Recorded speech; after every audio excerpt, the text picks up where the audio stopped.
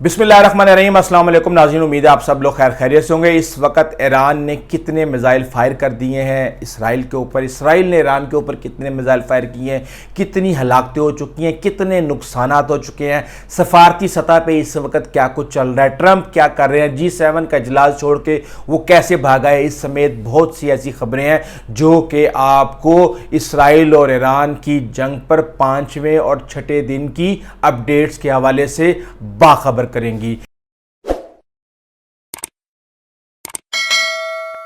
اسرائیل کی جانب سے تہران کے لاکھوں شہریوں کو شہر خالی کرنے کی وارننگ اور امریکی صدر ڈونلڈ ٹرمپ کے سخت بیانات کے بعد ایران اور اسرائیل کے درمیان کشیدگی ایک خطرناک موڑ اختیار کر گئی ہے۔ ٹرمپ نے سوشل میڈیا پر ایران کو جوہری ہتھیار نہ رکھنے کی ہدایت دیتے ہوئے تہران کو فوری خالی کرنے کا مطالبہ کیا ہے، جس کے بعد شہر کے وسطی حصے میں مقیم ہزاروں افراد متاثر ہونے کے خدشات پیدا ہو گئے ہیں۔ اسی تناظر میں صدر ٹرمپ G7 اجلاس ادھورا چھوڑ کر امریکہ واپس روانہ ہو گئے ہیں، جہاں وہ ایران کے ساتھ جنگ بندی اور جوہری معاہدے پر بات چیت کی کوشش کر رہے ہیں۔ امریکی افواج کو مشرق وسطی میں چکنا رکھا گیا ہے اور امریکی حکام کا کہنا ہے کہ کسی بھی خطرے سے نمٹنے کے لیے مکمل تیاری کی جا رہی ہے۔ ٹرمپ نے ایران پر زور دیا ہے کہ وہ مذاکرات کے لیے تیار ہو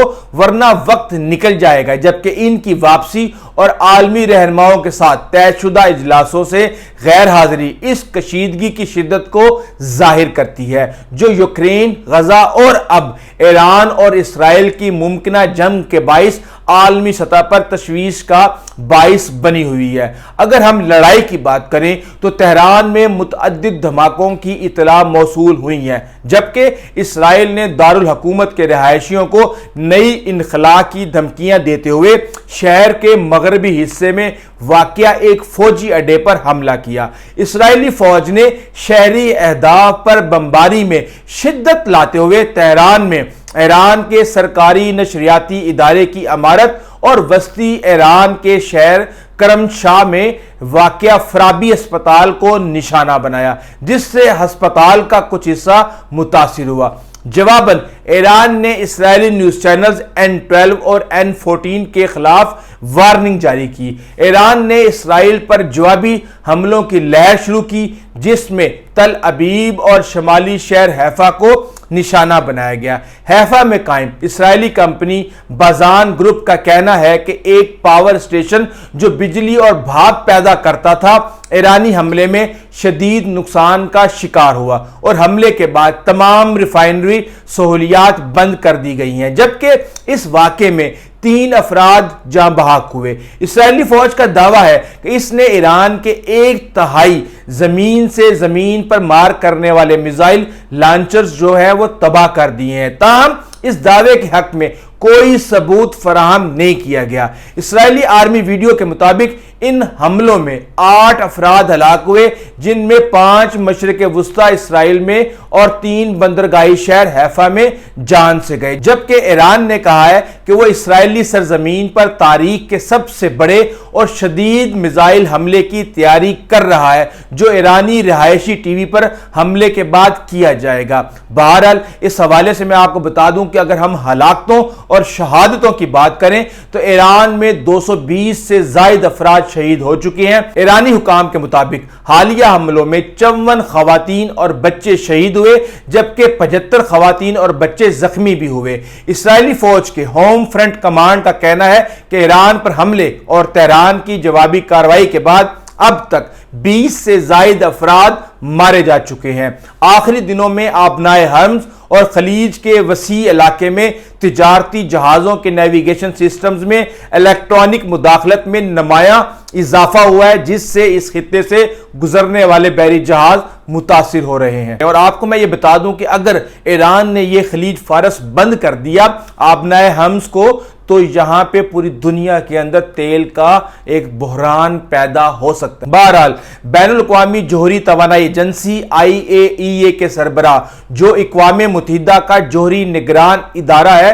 نے کہا ہے کہ اسرائیلی فضائی حملوں کے بعد ایران کے نیٹنز میں واقع اہم جوہری افزودگی کے مراکز میں تابکاری اور کیمیائی آلودگی کے امکانات موجود ہیں۔ صوبائی حکام کے مطابق پاکستان نے ایران کے ساتھ اپنے تمام سرحدی گزرگاہیں غیر معینہ مدت کے لیے بند کر دی ہیں اور مشرق وسطیٰ کی فضائی حدود بھی اسی صورتحال سے متاثر ہو چکی ہے۔ اگر ہم ڈپلومیسی کی بات کریں اور سفارتی محاذ کی بات کریں تو ایرانی صدر مسعود پزشکیان نے پارلیمنٹ سے خطاب کرتے ہوئے کہا کہ ملک ایٹمی ہتھیار حاصل کرنا نہیں چاہتا اور اس نسل کشی پر مبنی مجرمانہ جارحیت کے خلاف مضبوطی سے کھڑا ہونا ہوگا۔ ایرانی وزیر خارجہ عباس عراقچی نے اسرائیلی وزیر اعظم بنیامین نیتن یاہو کو جنگی مجرم قرار دیتے ہوئے کہا کہ وہ جان بوجھ کر جنگ کو ہوا دے رہے ہیں تاکہ ایران اور امریکہ کے درمیان سفارتی پیش رفت کو روک سکیں۔ نیتن یاہو نے ایرانی سپریم لیڈر آیت اللہ علی خامنہی کو نشانہ بنانے کے امکان کو مسترد کرنے سے انکار کرتے ہوئے کہا کہ یہ تنازع کو بڑھائے گا نہیں بلکہ ختم کرے گا۔ اس سے پہلے ہم نے یہ ابزرو کیا تھا اور یہ خبریں آئی تھیں کہ اس پلان کو کہ آیت اللہ علی خامنہی کو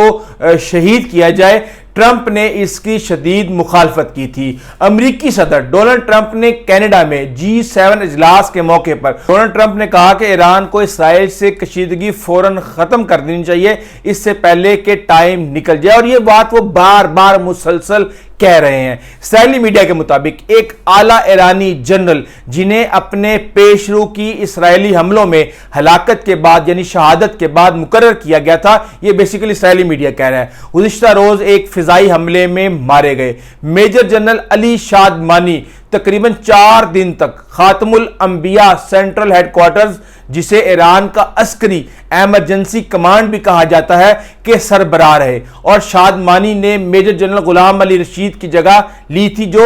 جمعے کو اسرائیل کے ابتدائی حملوں میں شہید ہو گئے تھے، اور اس حوالے سے ایران نے ابھی تک اس کی تصدیق یا تردید نہیں کی۔ اس وقت صورتحال خطے کے اندر بہت ہی زیادہ ہاٹ ہو چکی ہے اور ایران بار بار یہ دھمکیاں دے رہا ہے کہ جس نے اسرائیل کو اس حملے کے لیے ہیلپ آؤٹ کیا اس کو بھی نشانہ بنایا جائے گا۔ اس وقت اسرائیل کے اندر کافی نقصان ہو رہا ہے، لیکن اس سب کے باوجود جو کچھ بھی ہوا، کیونکہ اسرائیل کہہ رہا ہے کہ کل رات کو صرف